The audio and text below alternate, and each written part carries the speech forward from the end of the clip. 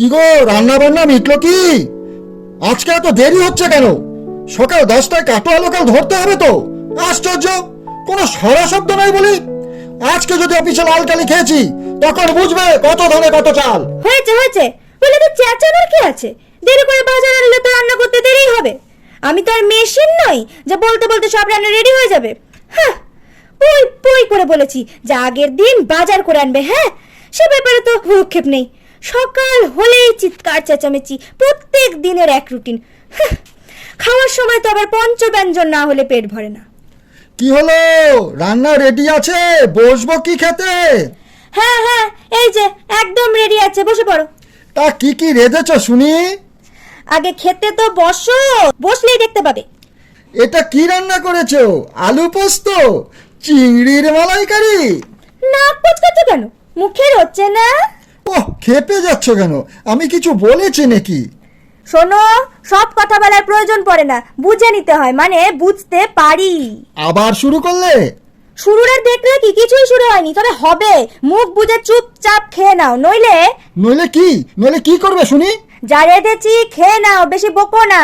তুমি তো চিংড়ি মাছ আর আলু পোস্ত ছাড়া কিছুই রাখতে শিখুনি, তা আবার এত চিনিতে ভরপুর রান্নায় এত মিষ্টি দিলে কি খাওয়া যায়? মিষ্টিতে মুখ মেরে দিল যে। এত তেরা বেকা কথার কি আছে? আমি কি বুঝি না? বললেই হয় ভটির মেয়ে, তাই বাঙাল রান্না জানি না। আমি কি তাই বলেছি? না না, তুমি কিছুই বলনি, ভীষণ সাধু পুরুষ, যত সব ন্যাকামি মার্কা কথা। আমি কি তাই বলেছি? শোনো শোনো, রাগের কিছুই হয়নি। মনে করে দেখো, বিয়ের আগে লম্বা চড়া ভাষণ দিয়েছিলে, কি মনে পড়ে সেদিনের কথা? ভালো করে মনে করে দেখো, বলেছিলে বিয়ের পরে বাঙাল রান্না শিখে নেব। ছাড়ো ছাড়ো, কি বা আছে বাঙাল রান্নায়? হ্যাঁ, শুধু লেকচার মারা কথা। খাও তো শুধু কচু ঘেচু বনের লতা পাতা, তা আবার বড় বড় কথা। শোনো শোনো, কচু ঘেচু রান্না করতেই তো হিমশিম। হ্যাঁ হ্যাঁ, বুঝেছি বুঝেছি, ভালো মন্দ খেতে কি আর জানি না? যত ভালো মন্দ খাবার ঘটিরাই জানে, আর বাঙালরা উল্টো পাল্টা খায়। কি তাই তো? শুনে শুনে কান পচে গেল। শুধু উল্টো পাল্টা খায় তাই নয়, রান্নায় তোমরা এত ঝাল খাও, এত ঝাল খাও, ওহ, যে শরীর ঝালাপালা শুরু করে দেয়। ঝালুয়া বাঙাল কোথাকার। রান্নায় ঝাল না হলে কি চলে নাকি? তো কি তোমাদের মতন রান্নায় চিনি ধোয়া জল ঢালবো? লঙ্কা বাটের ঝাল খেয়ে তো পেটের 12টা বাজিয়েছো, তারপর আবার সর্ষে ইলিশ দেখলে জিভ লক লক করে। ঝাল দেওয়া আর শিখলে কবে? মিষ্টি দেওয়া রান্না খেতে খেতে তো সুগার ধরে গেল, সেই ব্যাপারে কি হুঁশ আছে? সে তো একটু একটু মিষ্টি না দিলে ভালোও লাগে না। রান্নায় মিষ্টি আবার আমার মোটেই পছন্দ না। একটু একটু ঝাল না হলে ম্যারম্যার বেশাত মার্কা খাওয়া কি আর ভালো লাগে? কেন? সেদিন তো আলু পোস্ত দিব্যি চেটে পুটে সাবার করলে, ওই দিনও তো মিষ্টি দিয়েছিলাম, তখন তো কিছু বলনি। সে তো একটু একটু ভালো লাগে, তাই বলে প্রায় দিনই একই রকমের খাবার মুখে রোচে নাকি? হ্যাঁ হ্যাঁ, তোমরা তো আবার গর্বিত, তোমরা বাঙাল, শুটকি মাছ খাওয়া বাঙাল। ও, তোমরা তো আবার ড্রাই ফিশ বলতে ভালোবাসো। একদিন ড্রাই ফিশ খেয়েই দেখো না, এর মর্ম ঘটিরা বুঝবে না। শুধু চিংড়ি মাছ নয়, ওটা তো নাপিত মাছ। ঘটিরা বুঝতে চায়ও না। হ্যাঁ, যত সব পচা থসা খাবার।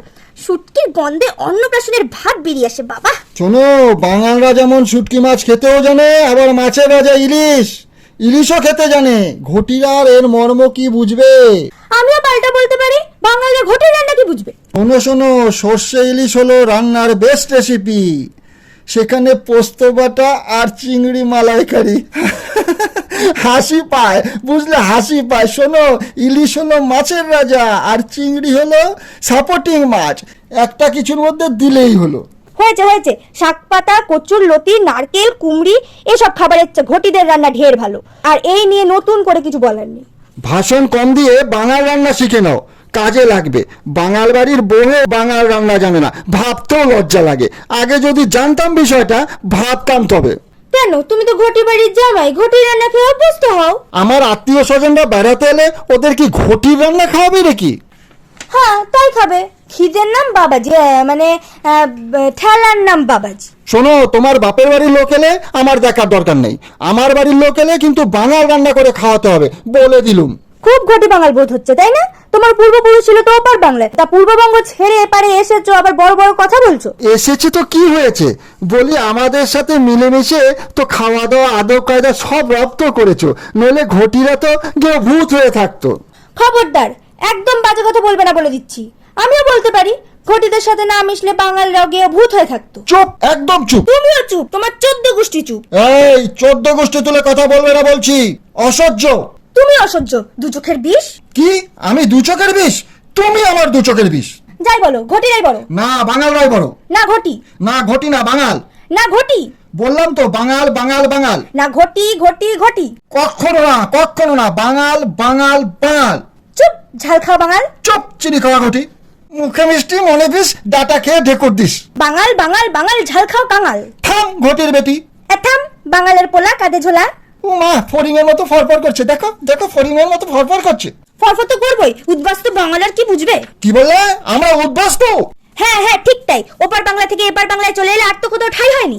ও, তোমরা তাহলে আদি, তাই না?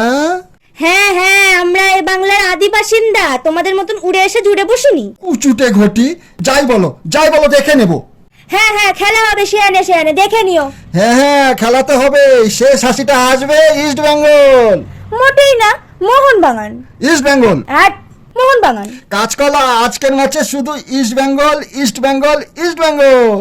খবরদার, জিতবে মোহন বাগান মোহন বাগান মোহন বাগান। ইস্ট বেঙ্গল। মোহন বাগান। ইস্ট বেঙ্গল। মোহন Bagan Mohun Bagan Mohun Bagan. East Bengal East Bengal East Bengal. কম করে 3 গোল খাবে, বুঝলে? বাড়াবাড়ি হচ্ছে কিন্তু, শুনে রাখো, তোমার টিম গোল খাবে, আমার টিম জিতবে। ক্যাচ করা, তোমার টিম হারবে হারবে হারবে। চুপ করো, চুপ করো। কে যে এলো এই সময়? মান সম্মান সব শেষ। আমাদের ঝগড়া শুনেই নিল মনে হয়। ছি ছি ছি ছি ছি ছি ছি। শুনুক গে, বয়ে গেছে। হেসেলখানা এই লড়াই শুরু থেকেই চলছে। মান সম্মান তো অনেক আগেই শেষ। হ্যাঁ, নতুন করে আর শেষ হওয়ার কিছু নেই। তবে শুনে রাখো, কাল থেকে আমি আর হেসেলখানায় ঢুকছি না।